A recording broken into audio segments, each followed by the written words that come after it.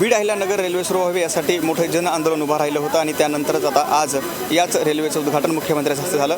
मात्र या आंदोलनामध्ये विद्यार्थी संघटनेचं आंदोलन देखील महत्त्वाचं ठरलं आणि याच आंदोलनाला आज यश आल्यानं हे सगळे आंदोलक देखील या कार्यक्रमाला उपस्थित होते। बीडच्या रेल्वेच्या उद्घाटन कार्यक्रमाला उपस्थित होते। आता काय आंदोलन होतं त्या काळात नेमकं? मी त्यावेळेस वेगवेगळ्या संघटनेचे युवक एकत्र आलोत आणि विद्यार्थी वर्ग एकत्रित समिती आम्ही स्थापन केली आणि रंग दे बसंतीमध्ये जसं आकाशवाणी बंद पाडली त्यांच्या प्रश्नासाठी, तसं आम्ही बीड शहर बंद करून बीडचं आकाशवाणी बंद केलं आणि दिल्ली सरकारला मेसेज दिला, त्यांना फोन करायला लावला आणि महाराष्ट्र शासनाला पण मेसेज दिला की आमचा रेल्वे प्रोजेक्ट हा 50 वर्षापासून रखडलेला आहे, ते आम्ही आकाशवाणी बंद करून नंतर विद्यार्थी वर्ग एकत्रित समिती स्थापन केली आणि त्याच्यानंतर आम्ही वेगवेगळे आंदोलन केले। मुंबईला आझाद मैदान उपरोष असेल, दिल्लीला उपोषण असेल, जयसिंग गायकवाड खासदार आहेत त्यांना जोडो मारो असेल, अशा वेगवेगळ्या माध्यमातून आम्ही आंदोलन केलेत। आज जे यश मिळते ते युवक एकत्र येणे आणि त्या आंदोलनाच्या रेट्यामुळेच आज ही रेल्वे आली, त्या आंदोलनामुळेच आलेली आहे। निश्चितच खूप वर्षाचा काळ आहे, तुम्ही त्यावेळी विद्यार्थी दशेत असताल, काय कशी परिस्थिती?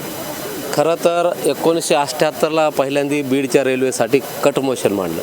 निजामाच्या काळामध्ये मागणी झाली होती, त्यानंतर केशर काकूच्या काळामध्ये सर्वे झाला, रजनीताई खासदार होत्या त्यांच्या काळामध्ये त्याला तत्वता मान्यता मिळाली, परंतु त्यापुढं रेल्वेचा प्रोजेक्ट हा काही जात नव्हता। जात नसल्यामुळं त्यावेळेची जी काही कृती समिती होती त्या कृती समिती बीड बंद जाहीर केलं होतं आणि बीड बंद केल्या असताना ते शिष्टमंडळ रेल्वे मंत्री लालू प्रसाद यादव यांना भेटायला नांदेडला गेलं। नांदेडला लालू प्रसाद क्या बोलले, ते म्हणले की बीडचे लोक जे शिष्टमंडळ आम्हाला रेल चाहिए, बोले रेल चाहिए ना, वो जा रहे ना, वो जा रहे वो लेके जाओ बोले, म्हणजे खिजवण्याचं काम केलं। खिजवण्याचं काम केल्याच्या नंतर आम्ही विद्यार्थी युवक असताना त्याचा राग आला, बीडच्या आकाशवाणीवर आंदोलन झालं, आकाशवाणीवर बीडला रेल्वे आली पाहिजे असं अनाउन्सिंग करण्यात आलं। त्याचा परिणाम केंद्र सरकारपर्यंत गेला। पोलिसाला कळालं की पोलिसाला वाटलं की ही आकाशवाणी ताब्यात घेतली, पोलिसांनी लाठी हल्ला केला, जनरल डायरपेक्षा भयंकर मारलं, अनेक विद्यार्थी जखमी झाले। आम्हाला पहिल्यांदा जेल झालं, रेल्वेमध्ये जेलमध्ये जाणारे 17 विद्यार्थी होते की बीडच्या इतिहासामध्ये जेल पाहणारे रेल्वेसाठी 17 विद्यार्थी। त्यानंतर रेल्वेला गती आली, सगळे पुढारी जागे झाले, इथली व्यवस्था हादरली गेली आणि व्यवस्था हादरल्याच्या नंतर रेल्वेला गती यायला चालू झाली आणि पहिल्यांदा की त्यावेळेस लालू प्रसाद यादवच्या अगोदर विलासराव देशमुखनी 50% वाटा उचलण्याचा निर्णय घेतला, विमलताईंनी पुढाकार घेतला आणि त्यानंतर की ह्या मार्गाला थोडी गती आली। आता ही रेल्वे सुरू झालेली आहे, बीडपासून अहिल्यानगरपर्यंत ही रेल्वे रोज धावणार आहे, तर यापुढे ही पुण्याला जोडली जावी, मुंबई शहराला जोडली जावी, इतर ठिकाणी जोडली जावी अशी मागणी असते। 2014मध्ये गोपीनाथ मुंडे यांच्या मृत्यूनंतर पहिल्यांदा विनायकराव मेटे साहेबांनी एक सुरेश प्रभूवर मीटिंग घेतली आणि सुरेश प्रभूंनी सांगितली बीडचा प्रोजेक्ट तुम्हाला 50 वर्ष होणार नाही।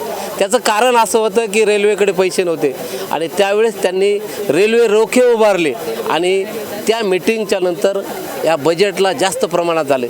त्याच्या अगोदर यासाठी वासुदेव आचार्य तांत्रिक मान्यता दिली, अनेक हजारो युवक शेतकरी आहेत, त्यांनी स्वतःचं करिअर हे करिअर होतं आणि आता असं आहे की पुढं भविष्यामध्ये ही रेल्वेचा फायदा बीडकराला काय व्हायचा असेल तर हे पुण्याला जोडली पाहिजे, कारण इथून शिक्षणासाठी जाणारे, कामासाठी जाणारे जास्तीत जास्त विद्यार्थी लोक कुठं असतील तर पुण्याला जाणारे, तर ही रेल्वे ही पुण्याला जोडली पाहिजे। आता काय सांगताल, तुम्ही देखील त्या आंदोलनामध्ये सहभागी होतात, अगदी आकाशवाणीतून अनाउन्सिंग करण्यात आलं की बीडला रेल्वे आली पाहिजे। त्या काळी आम्ही तर विद्यार्थी होतो, आम्हाला 1-2 आंदोलनामध्ये सहभागी होता आलं। त्यावेळेसचे कैलासवासी संजय सावंत यांच्यासोबत मी 1-2 आंदोलनामध्ये सहभागी होतो, परंतु हे बीडमधील जे काही टीम आहे त्यांनी आकाशवाणीसारखं बंद करून त्यांना जेलवारी झाली, अनेक वेळेस त्यांच्यावर गुन्हे दाखल झाले, विविध पोलीस स्टेशनमध्ये आजही ते चक्रा मारत आहे। आत्ता मला वाटतं गेलेल्या 1 वर्षापूर्वीच त्यांना कोर्टाने बाइज्जत बरी केलेलं आहे आणि हे अनेक वर्षापासूनचं स्वप्न रेल्वेचं।